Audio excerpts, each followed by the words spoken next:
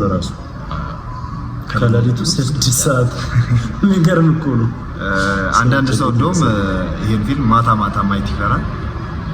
የሆነ የሆረር ፊልም እኔም ለመጀመሪያ ጊዜ ቀን ያየው አንተ ራሱ ፈርተቀን ያየው። እኔ ደግሞ ማታ ማታ ነው 2 ጊዜ ያየሁት ማታ ማታ ነውና ያው ግን አልተኛም።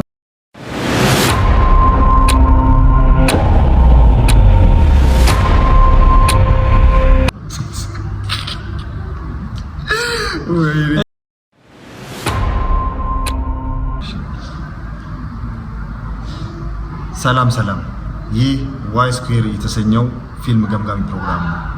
የኢትዮጵያን ፊልሞች እናወድሳለን፣ እንነቅፋለን፣ እንተቻለን፣ እናጣጥላለን፣ በተጨማሪም እናሞግሳለን።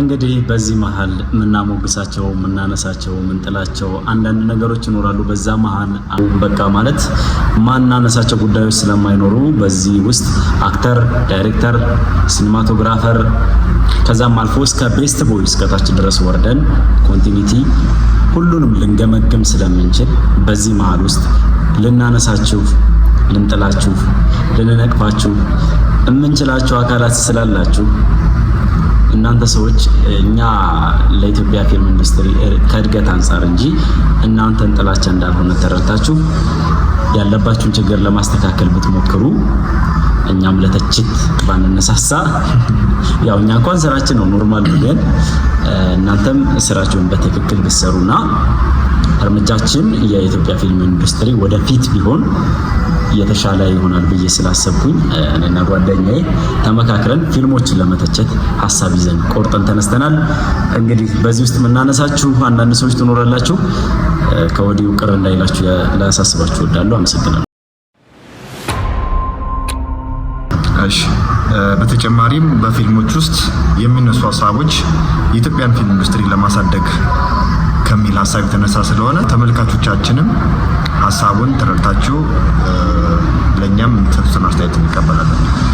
እንግዲህ አሁን በቅርቡ ዩቲዩብ ላይ ከተለቀቁ ፊልሞች መካከል ከሌሊቱ 6 ሰዓት የተሰኘውን የሆረር ዘውግ ያለውን በኢትዮጵያ ጥቂት ናቸው እንደዚህ አይነት ፊልሞች የተሰሩት እና በቅርቡ ብዙ እይታን ያገኘ ፊልም ሲሆን ያንን ፊልም አንስተን እንተቻለን፣ እናወድሳለን፣ እናጣጥላለን። ስሙ ለራሱ ከሌሊቱ 6 ሰዓት የሚገርም እኮ ነው። አንዳንድ ሰው እንደውም ይሄን ፊልም ማታ ማታ ማየት ይፈራል። የሆነ የሆረር ፊልም እኔም ለመጀመሪያ ጊዜ ቀን ያየው አንተ ራሱ ፈርተቀን ያየው። እኔ ደግሞ ማታ ማታ ነው 2 ጊዜ ያየሁት ማታ ማታ ነውና ያው ግን አልተኛም። የሆረር ፊልም አልፈራም አይደለም ያብሻ የፈረንጅም ሆረር ፊልም ማታ ማታ ሳይ ምንም እንትን አይደለም ማለት ነው። በእውነቱ ሚኪን ሳየው እውነት ለመፍራት አይቻልም። እና ሚኪ ወንድማችን ያው ያን ፊልም ተመርኩዘን የተለያዩ ሀሳቦችን እናነሳለን። አብራችሁ ነው።